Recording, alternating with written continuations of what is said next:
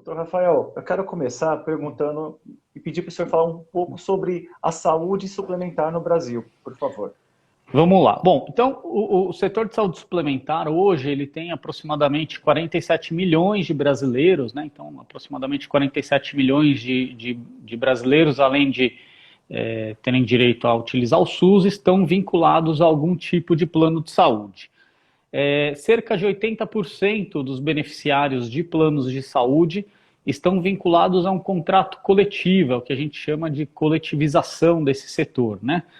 É, Nós temos aproximadamente 700 operadoras de plano de saúde hoje habilitadas perante a ANS para operar e que tiveram em 2019 uma receita de aproximadamente 213 bilhões de reais, tá? Só para ter uma ideia do que quer dizer esse montante, o orçamento do SUS na esfera federal em 2019 foi de 127 bilhões de reais, enquanto os planos movimentaram 213 bilhões de reais, né? Então, é um volume muito grande de dinheiro que circula entre as operadoras de plano de saúde, mas a maior parte desse valor está na mão de poucas operadoras, é um setor que tem uma concentração setorial muito grande, são poucas operadoras que dominam a maior parte desse mercado.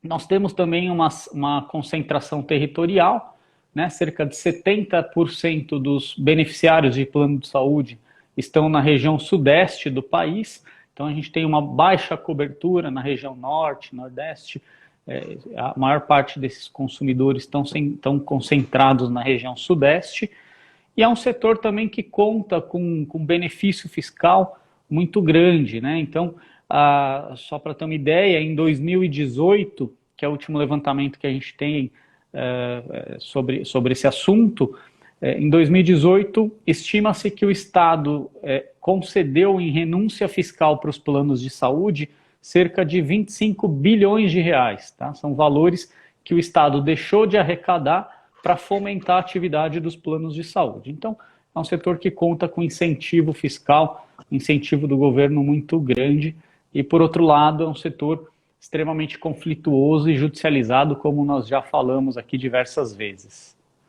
Ótimo. É realmente muito dinheiro envolvido. Eu acredito que muitas pessoas que não estão habituadas acabam até se assustando porque não é nada barato e, enfim. E estamos aqui para entender isso.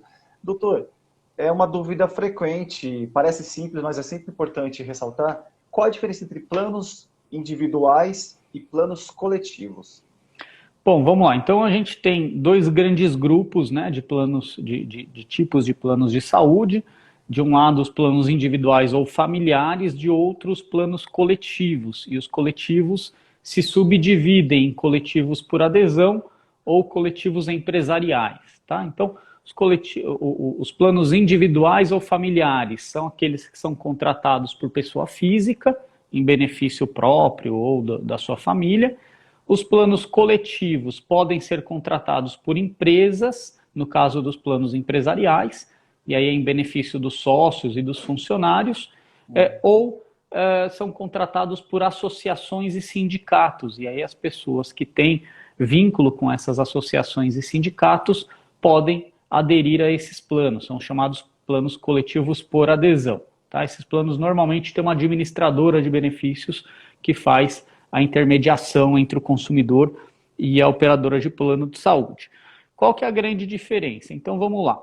As principais diferenças. Os planos individuais e familiares têm um reajuste anual regulamentado, né? Então o plano de saúde, além de ter aquele reajuste por faixa etária, que é o reajuste aplicado no mês de aniversário do beneficiário, ele também tem um reajuste anual, que é o reajuste aplicado no mês de aniversário do contrato.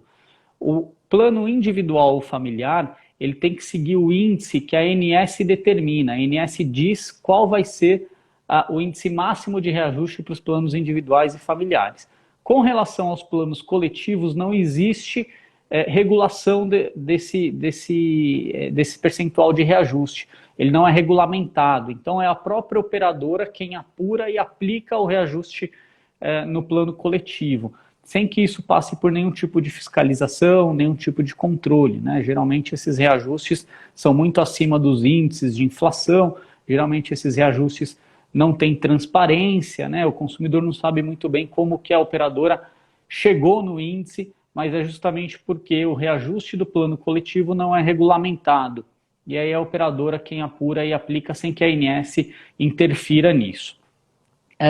Uma outra grande diferença entre os dois tipos de plano é a questão da rescisão contratual. Então, o plano individual ou familiar só pode ser rescindido pela operadora caso o consumidor fique inadimplente ou cometa uma fraude contra a operadora. Fora essas hipóteses, a operadora não pode cancelar o plano individual ou familiar. Com relação aos planos coletivos, a operadora ela pode cancelar o plano sem justificar o motivo, né? Basta que ela notifique o consumidor, a empresa contratante ou a associação que contratou aquele plano com 60 dias de antecedência. Então, caso uma operadora não tenha mais interesse em um plano coletivo, ela pode rescindir esse plano sem justificar, sem motivo algum, apenas avisando o consumidor com 60 dias de antecedência. Então a gente percebe que o plano coletivo ele tem uma fragilidade maior, né, com relação à legislação que regulamenta a questão dos planos de saúde, e isso fez com que as operadoras, então, optassem em não mais comercializar os planos individuais ou familiares. Na verdade, ainda são comercializados, mas por poucas operadoras. As grandes operadoras hoje já não comercializam mais os planos individuais e familiares, e elas concentraram a sua área de atuação nos planos coletivos, porque lá elas ficam livres para reajustar o quanto elas querem esse contrato e também rescindir o contrato caso ela não tenha mais interesse naquele determinado grupo de segurados. Doutor, o senhor falou sobre a inadimplência é um dos motivos que cancela o plano individual familiar.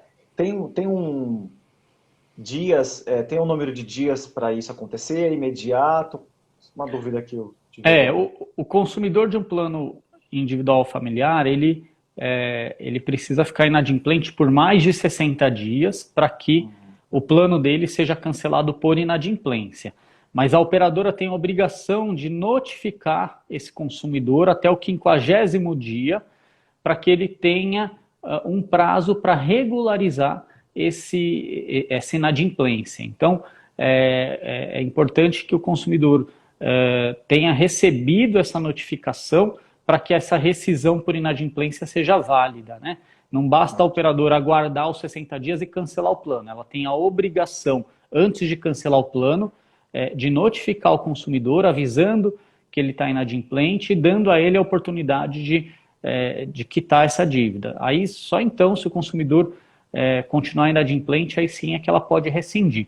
Os planos coletivos não têm uma regulamentação específica, vale o que está no contrato.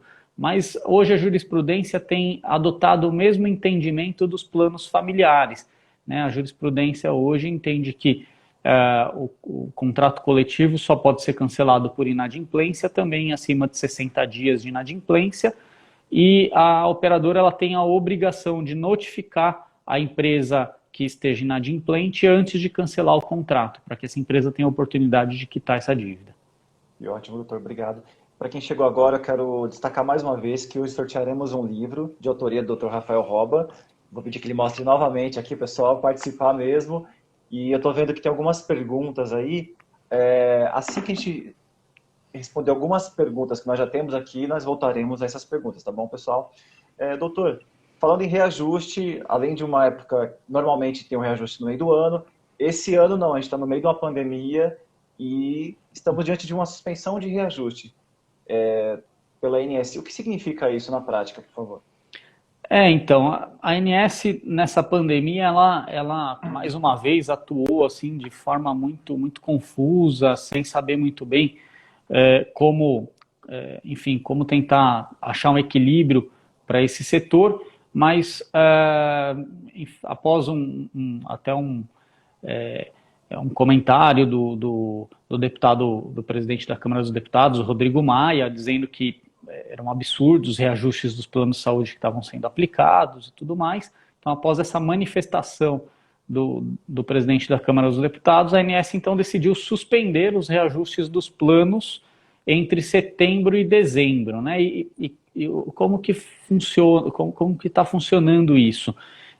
Basicamente, os contratos de plano de saúde que tiveram reajuste entre maio e agosto de 2020, né, aqueles contratos que já sofreram reajuste, esse reajuste fica suspenso entre setembro e dezembro. Esse reajuste sai da mensalidade entre setembro e dezembro.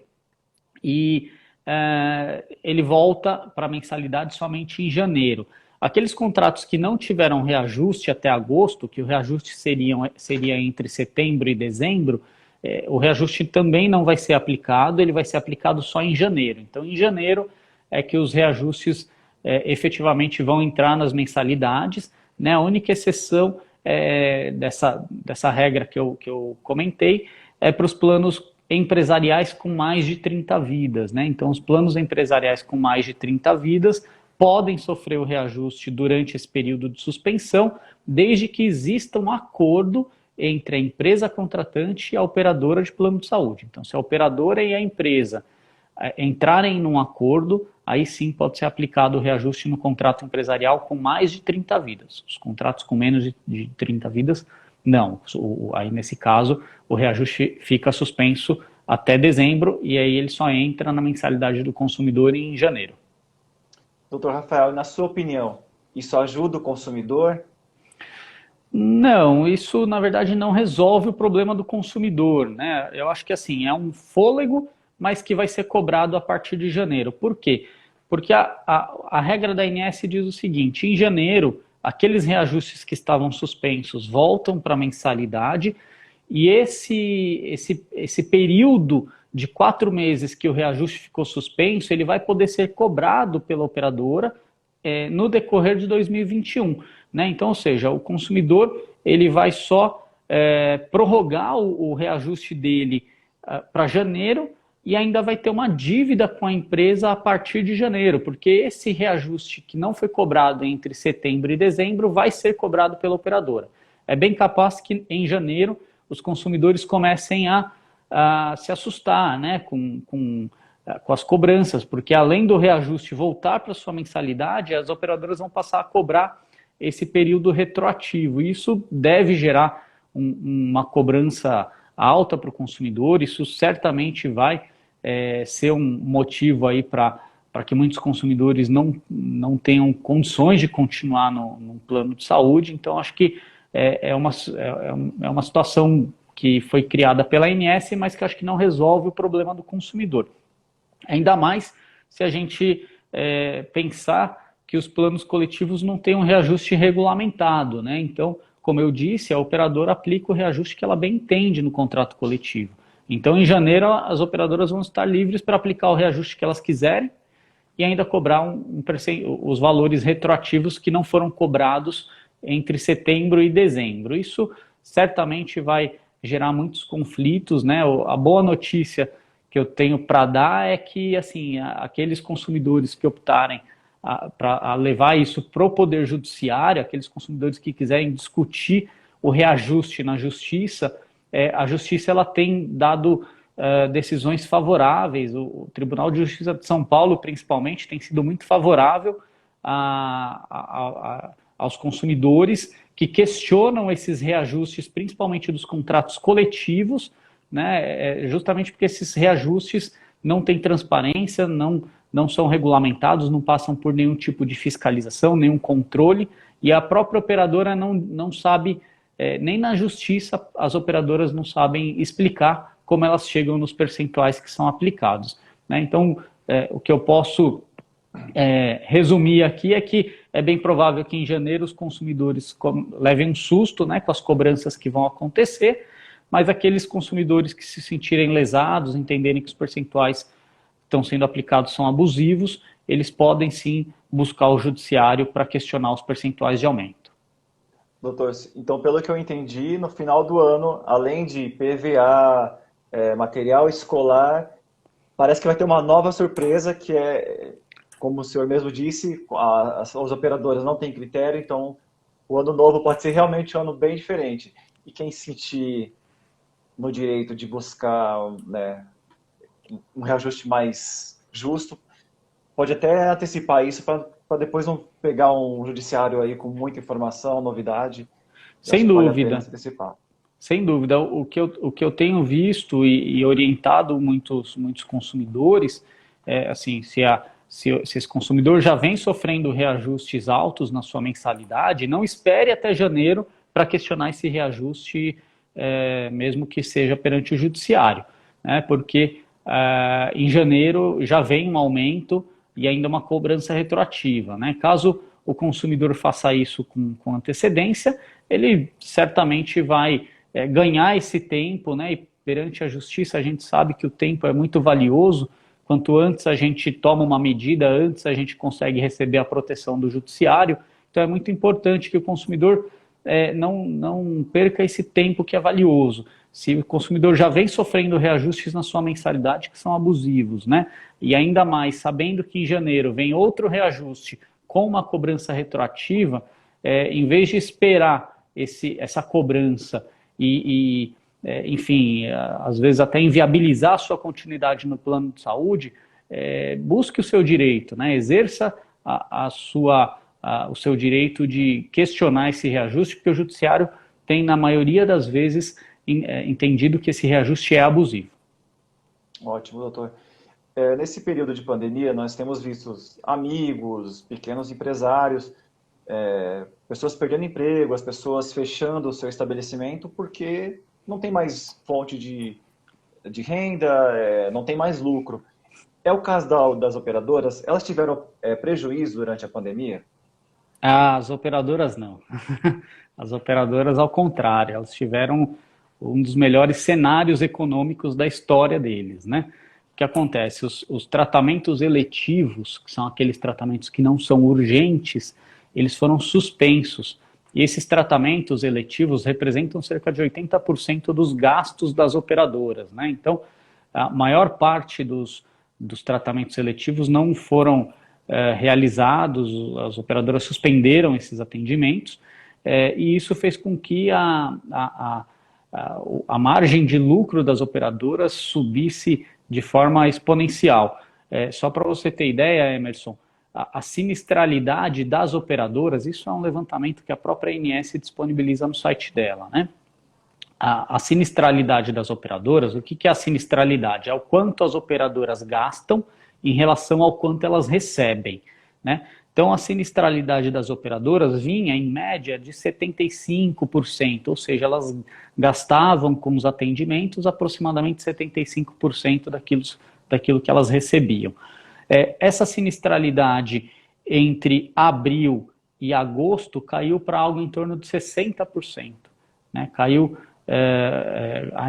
a níveis que nunca estiveram. Então, isso gerou realmente uma margem de lucro muito grande para as operadoras, e a inadimplência das operadoras também caiu, foi a menor da série histórica, né? A inadimplência das operadoras vinha em torno de 10%, caiu para 7%, ou seja, as operadoras, os consumidores não ficaram inadimplentes com as operadoras, e as operadoras tiveram ainda mais lucro. Então, nada justifica um reajuste excessivo, principalmente nesse ano, que o cenário foi extremamente favorável economicamente para as operadoras.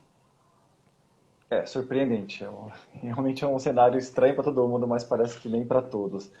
E nesse cenário, o consumidor ele tem que buscar opções, né? Muitos deixam o plano, muitos buscam a alternativa de trocar de plano.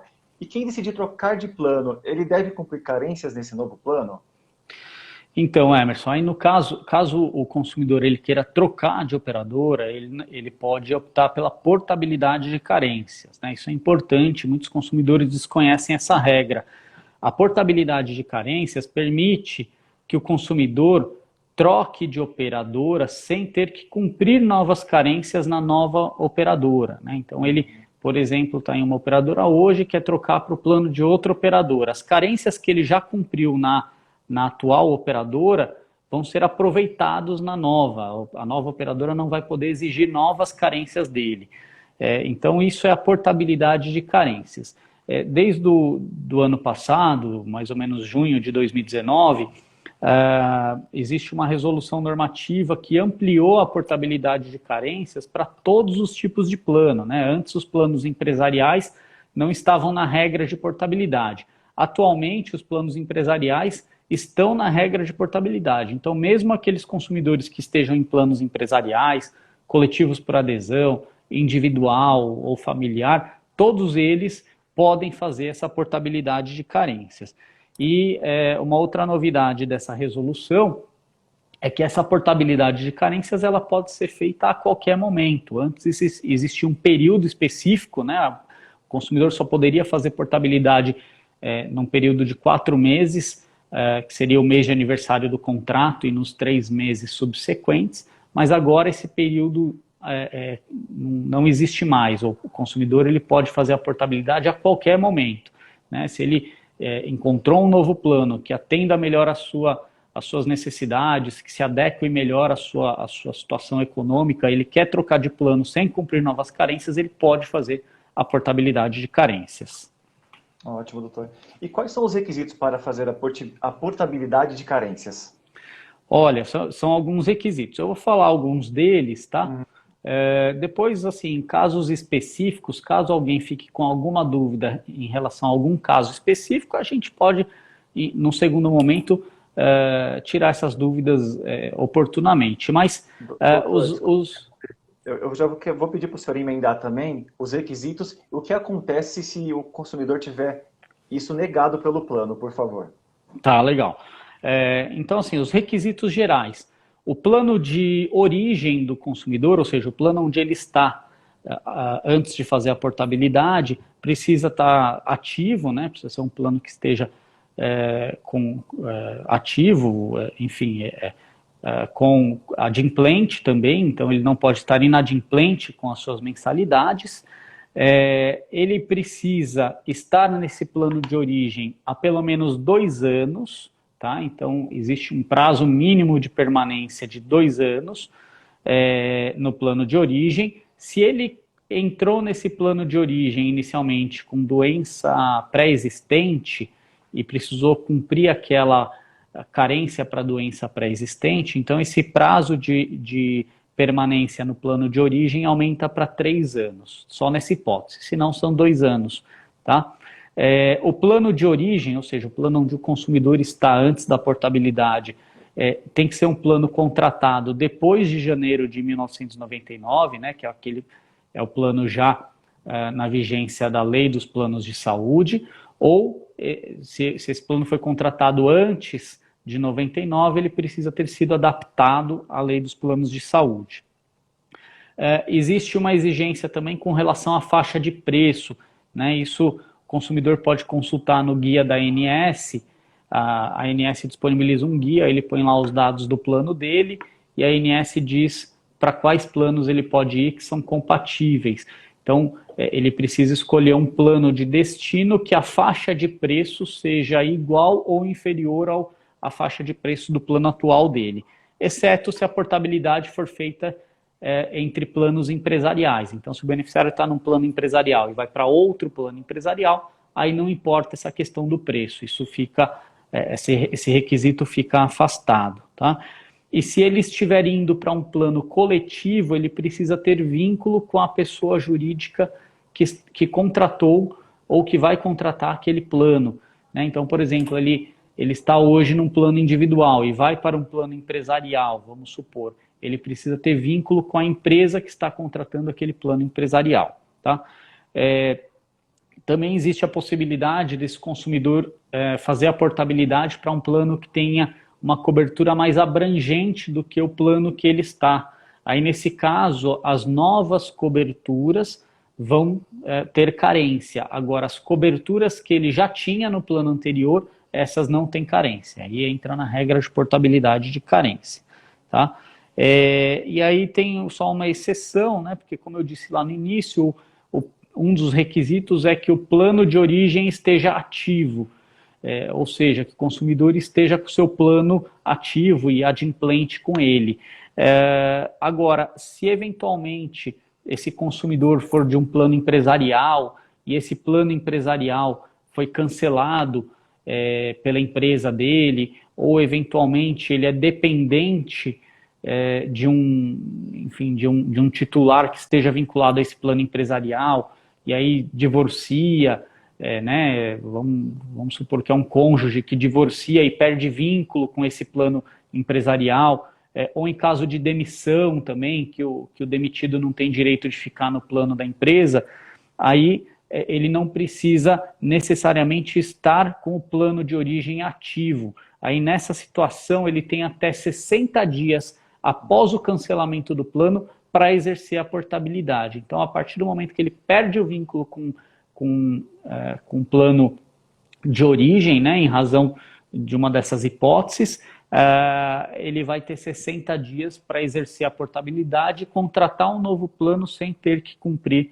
novas carências, né? Então, a regra ela é bem abrangente, é uma regra que eu entendo que ela enfim, beneficia o consumidor no momento de trocar de operadora, permite que ele exerça essa liberdade de procurar no mercado um plano que melhor se adeque às suas necessidades, mas muitas operadoras criam restrições no momento de fazer a portabilidade, principalmente se for um consumidor idoso ou um consumidor que esteja em tratamento, com uma doença pré-existente, né, ou algo semelhante. Aí, nessas hipóteses, muitas vezes a operadora se nega a fazer a portabilidade, criando vários tipos de empecilhos, de restrições. Aí, nessa hipótese, o que o consumidor deve fazer, ele pode ou procurar a ANS para registrar uma reclamação, mas muitas vezes essas reclamações na ANS não resolvem o problema do consumidor, né? Por mais que a operadora seja notificada, mas nem sempre resolve o problema do consumidor. Mas caso ele busque o judiciário e demonstre que ele está atendendo os requisitos da portabilidade, o judiciário certamente vai garantir a ele o direito de fazer essa portabilidade, né? Nós vemos diariamente aí decisões do judiciário que reconhece esse direito quando o beneficiário demonstra que atende os requisitos da portabilidade. Mas, como eu disse, é uma resolução que tem também várias especificidades para situações eu não tratei aqui, então isso precisa ser analisado caso a caso, conforme a necessidade do beneficiário. Doutor, nesse cenário, na hora de cancelar o plano antigo, ele tem que pagar alguma multa? O usuário precisa pagar algo?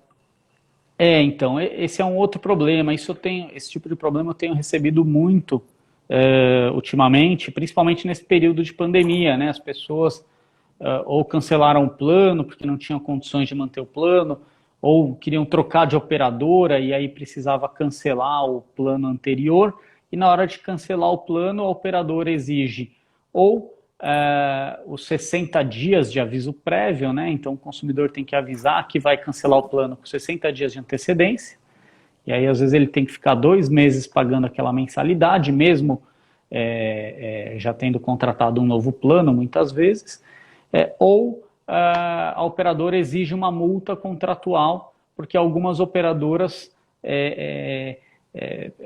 colocam no contrato um prazo mínimo de permanência do beneficiário, né? E aí o beneficiário às vezes quer sair antes desse prazo e a operadora aplica uma multa no momento que ele for sair. Normalmente, nesses casos em que existe esse prazo mínimo de permanência no plano, o consumidor ele enfrenta os 2 problemas, né? Além dos 60 dias de aviso prévio, que ele tem que pagar mais 2 mensalidades, ele ainda tem que pagar também a multa. Então isso muitas vezes torna um ônus muito grande para o consumidor, principalmente dos contratos coletivos.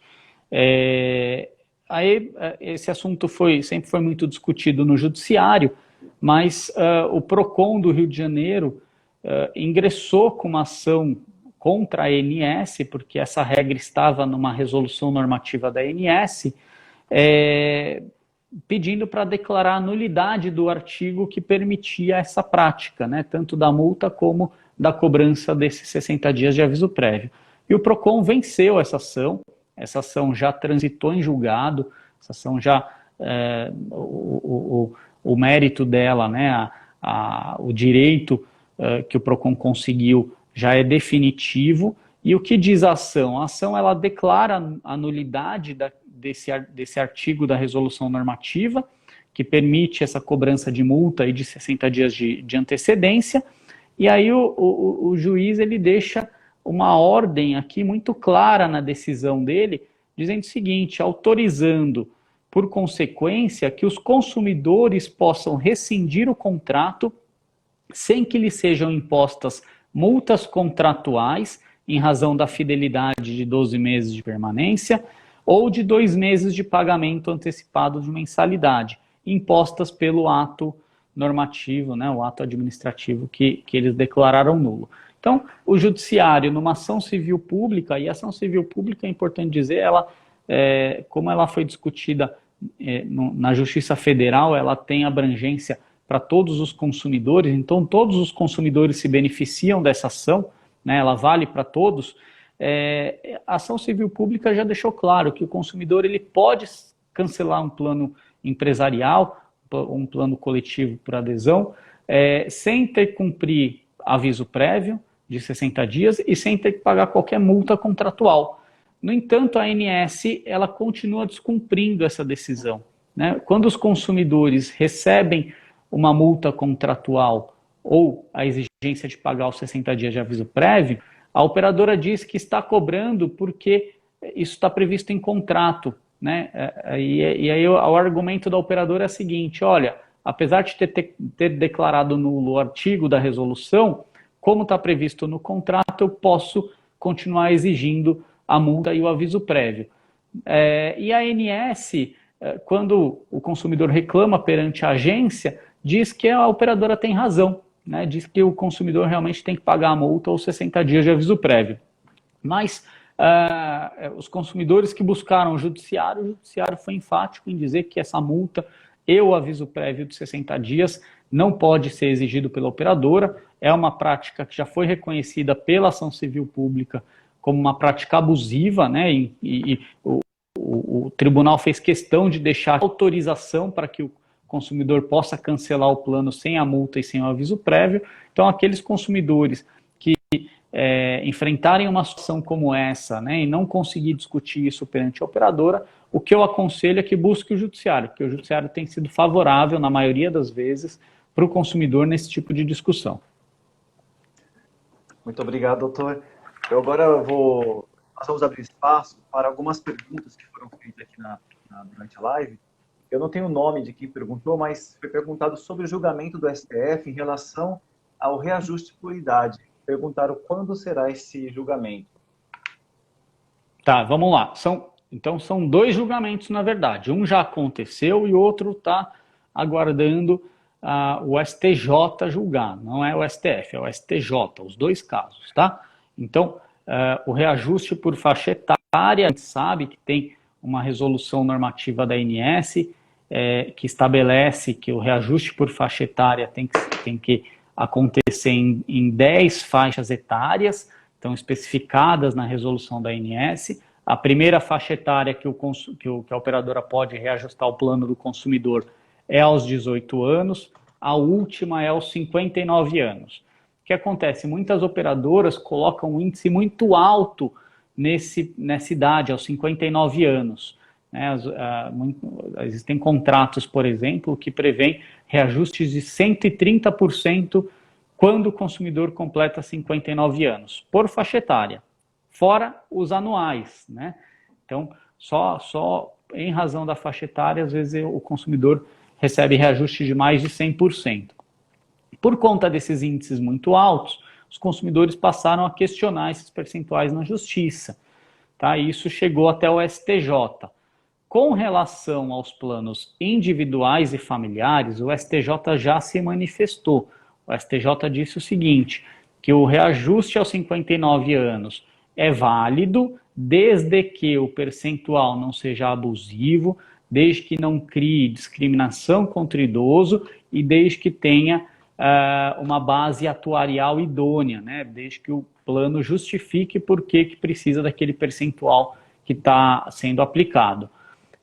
Se o percentual for abusivo, criar onerosidade excessiva para o consumidor, se representar discriminação contra o idoso, ou se não tiver uma base atuarial idônea, se a operadora não explicar por que, que ela precisa daquele percentual, o judiciário pode revisar esse percentual para um percentual mais baixo, né, um percentual mais adequado, que garanta o equilíbrio entre as partes.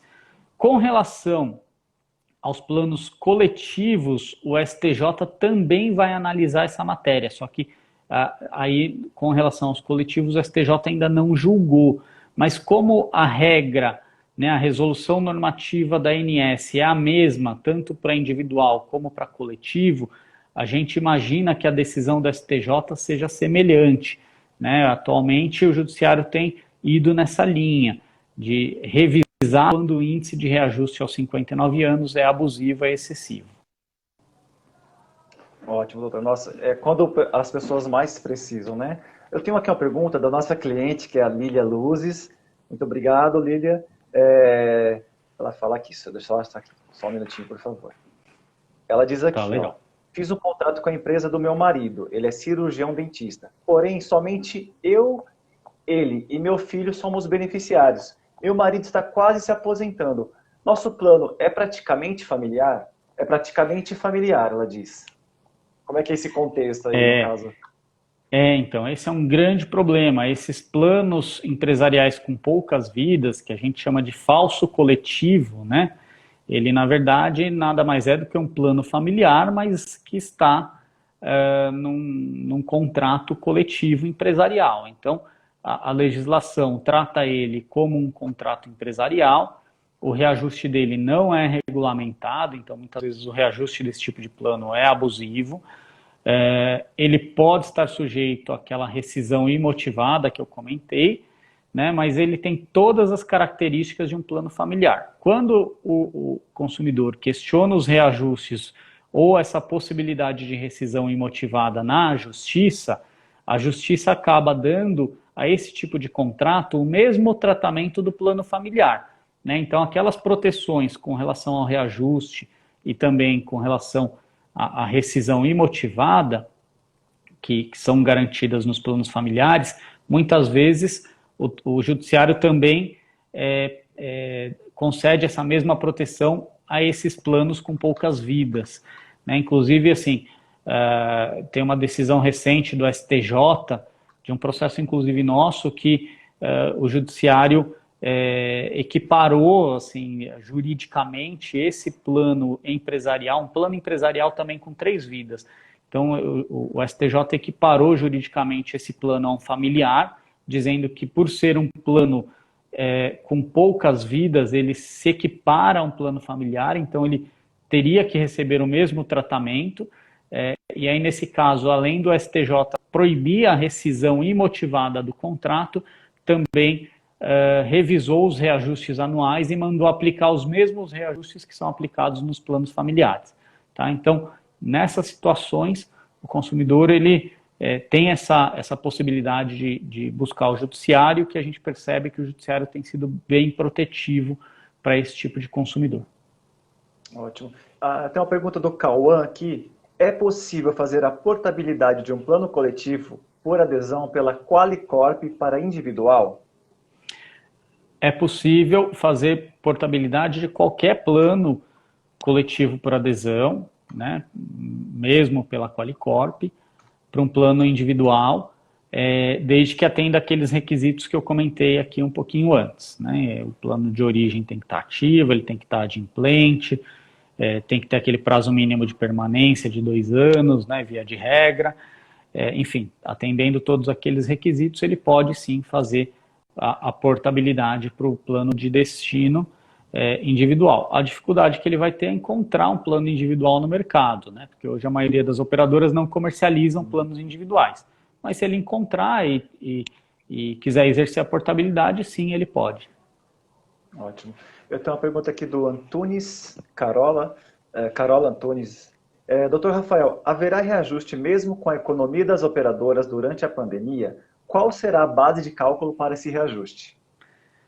Pois é, esse é o grande mistério, porque assim, as operadoras elas tiveram realmente um benefício econômico com a pandemia, né, por incrível que pareça, e os reajustes foram altíssimos. Eu recebi aqui clientes que tiveram um reajuste de quase 20%.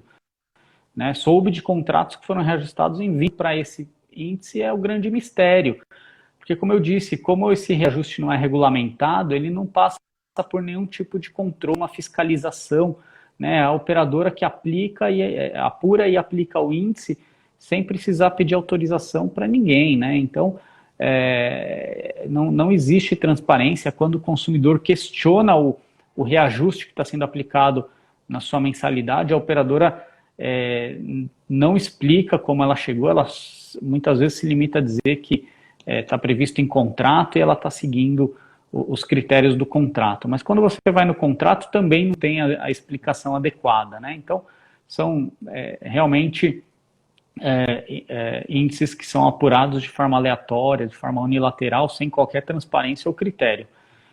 Muitas vezes nos processos judiciais, quando o juiz, por exemplo, determina a perícia, nem na perícia a operadora consegue explicar como ela chegou nos percentuais, né? E aí muitas vezes a operadora ela perde a perícia justamente porque ela não diz como ela chegou nos reajustes que estão sendo aplicados.